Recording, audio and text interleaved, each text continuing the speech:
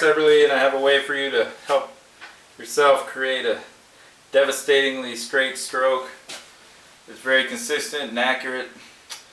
And a lot of you have probably already seen this drill that basically you take the cue ball, put it on the spot, move it slightly ahead of the spot if there's a lot of damage to that spot, because you don't want to be jumping the cue ball out of a divot here.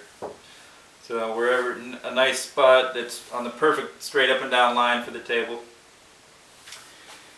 And what you want to do is locate the exact center of the table. It's right in the middle of this nameplate. Basically you're going to hit the ball straight up table, and you want it to bounce straight back to your tip. And whatever direction it goes off to the side, that gives you automatic feedback on how to adjust to find the actual center of the cue ball. So line up, take my practice strokes, right, came to the right, good. So now, knowing that, you can aim a little more to the left on the cue ball, and we'll see what happens. Right, to the right again. Notice, I'm hitting this with a pretty good speed. If you hit it too soft, if you put any spin on the ball, all that spin is going to be gone by the time the cue ball gets to the rail. And then the cue ball is going to come back straight, and you'll have a false answer to whether or not you're putting spin on it. So put enough speed on the ball, especially this is an 8-foot table. If you're doing this on a 9-foot table, which is a lot better, you want to make sure you have speed all the way down.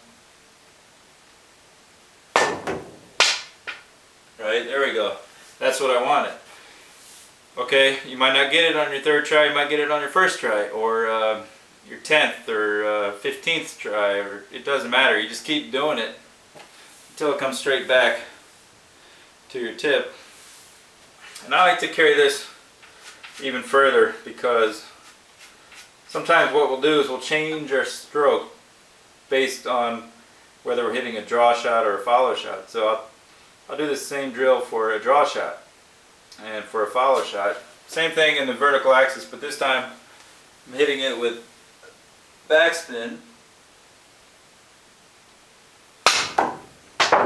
Right, that was pretty close. And you want to keep your cue out there, because that way you can detect any flaws in your stroke.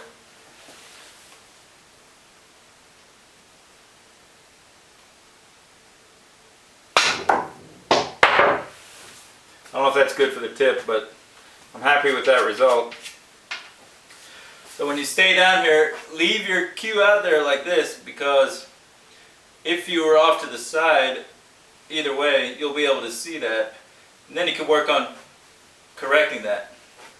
Right? And I like to do that.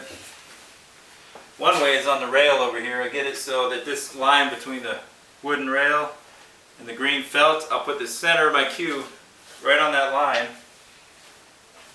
And then I'll take my strokes, giving each stroke a nice follow through, and I can look all the way up that line. It's just a nice straight line reference to use. A lot of tables will have a line here in black felt marker. You can use that line. You can use the shooting into an empty long neck beer bottle that's dried out. Just wash it and then spin it out till it's dry, put it on the table, and then takes a bunch of strokes into the beer bottle.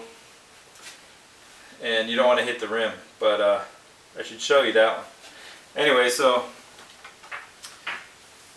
you also do that drill with follow. Now here's something that most people don't see. This makes this drill about 100 times harder.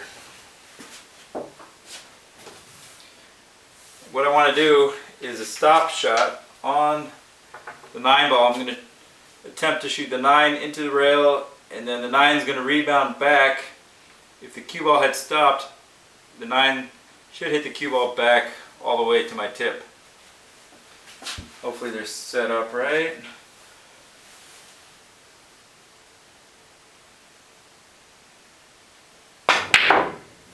Right? And it looks pretty awful. When you miss, especially when you think it's so easy, you'll find that it can be pretty hard even just to get the ball to come back and hit the cue ball.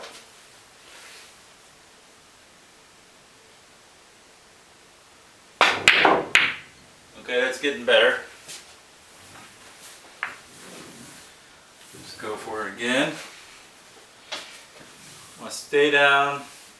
Ideally, the cue ball is going to come all the way back to your tip.